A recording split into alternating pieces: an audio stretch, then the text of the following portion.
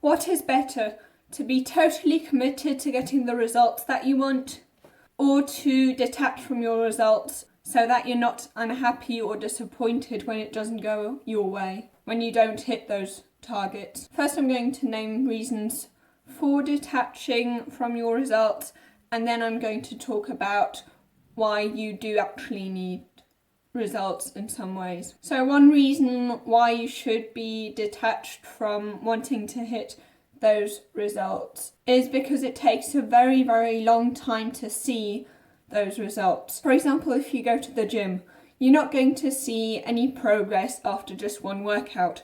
You're not going to lose any weight or gain any muscle by just doing that one workout. So if you only care about the results, in that case, it's as if you hadn't made any effort, but you have. And you can only get results if you do a certain thing over time. It takes a long, long time to get those results. However, just because the results haven't appeared yet doesn't mean that you aren't progressing, that you haven't made any effort. The effort in itself should be rewarded.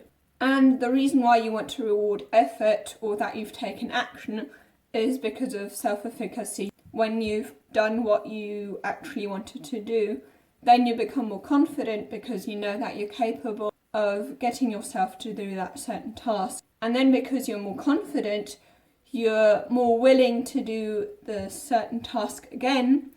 You're more confident, and therefore you think that you're capable of doing that, so you won't give up. Feeling confident feels very good. And if you're rewarding yourself for that effort, then you'll want to repeat that certain action because you want to get the reward again. So for this reason, you should set process-oriented goals and not only result-oriented goals.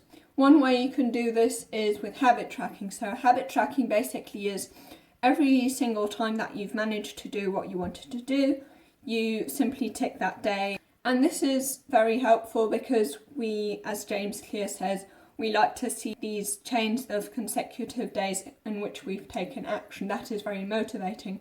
So for that reason, habit tracking is very good. Something that James Clear said that I really liked was that every single behaviour we do is a vote for the person that we actually want to become. Now, the second reason why you don't want to only set result-oriented goals is because we often tend to overestimate ourselves. And when we don't hit the target, simply because maybe it's not as easy as we think, or simply because we don't get results as quickly as we think.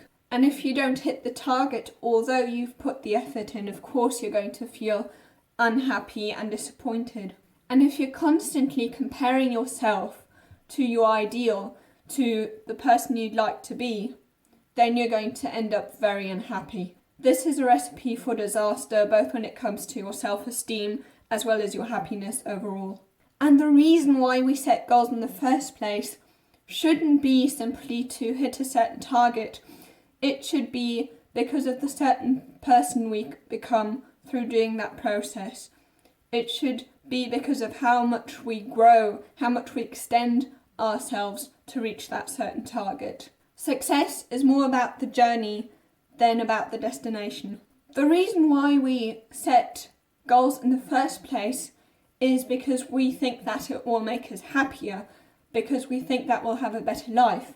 However, if you're constantly comparing yourself to that ideal, that is going to have the entire opposite effect. That is going to leave you very unhappy. But it doesn't have to be that way.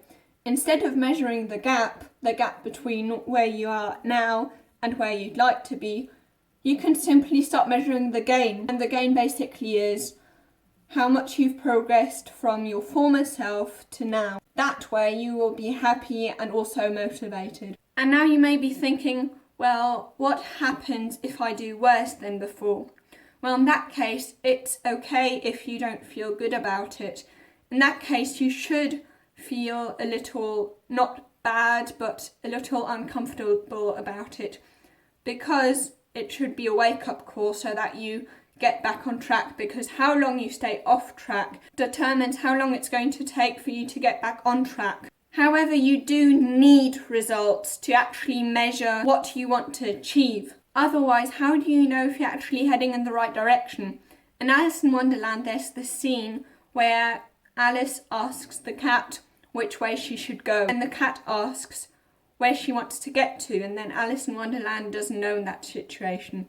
So the cat says, well, in that case, if there's no way you want to actually get to, then you might as well choose any path, because any path is just as good. It won't matter which path you'll get, because none of those paths will actually matter if you're not planning on getting anywhere specific. And how will you know if the process works if you're not somehow testing it through the results that you're getting from this process? And then you of course want to correct that through trial and error. Whatever is measured improves. You can't manage what you don't measure. Have a stubborn vision with flexible details. So what I mean by that is that you should have a goal for, let's say, your life that you actually really want to achieve. But you shouldn't be too rigid when it comes to the details, how you're going to get there. Because if you think too much about all the details, you're going to get into the state of paralysis analysis and decision fatigue, where you're just going to be very worn out because of planning all these details. And not only that, you'll be so caught up in planning all the time that you're going to end up never actually taking action because you're only planning how you're going to take action. Clarity doesn't come from thought, it comes from engagement. You won't from the very start know exactly how you're going to get to that goal, which method works and how long it's going to take. You will only know once you've actually tried, once you've experimented a bit here and there. In Angela Duckworth's book Grit, she also talks about having a stubborn vision with flexible details. She doesn't say so directly, but one of her ideas in her book are basically actually the same. So she says that you should have a long-term goal that stays the same, but then underneath you should have middle-term, short-term goals. And when it comes to the short-term goals, those will definitely change. Middle-term goals will also change a little bit, not as much as the short-term goals, but the long-term goal should always stay the same. And the reason why she wrote that in her book Grit is because grit is all about actually sticking to one certain goal and doing that for years. Because, as she said it in her book, grit isn't about falling in love with something, with a certain subject or a certain skill. It's staying in love.